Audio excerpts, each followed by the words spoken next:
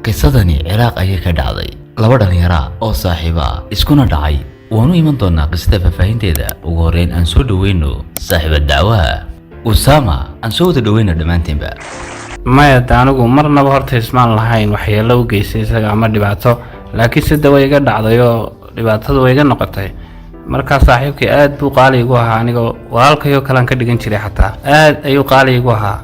aniga waxa uu yahay walaalkay aan hooyaday dhalay wadaagi jirteen Usama Usama saaxiibkay ma waxbaad ka tabanaysaa halka Usama waan ka tabanayaa waxbaad ka tabanaysaa in aan sabab u ahaa kala tagga adiyo noloshaadii waxaan anigu maanta cafiska adiga ku weydiisanaya waayo aniga damiirkaygii ayaa canaantay waana ka iska waran say tahay alxamdulillah waxaan u sheegay iyo gabadhan iga tagtay iyo familkayga arinku waa ka weyn ma maqashay maamada tiraada saaxiibka marna waa sadka marna waa sababta Sufyaan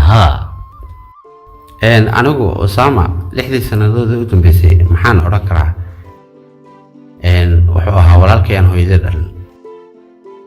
Usama hadalka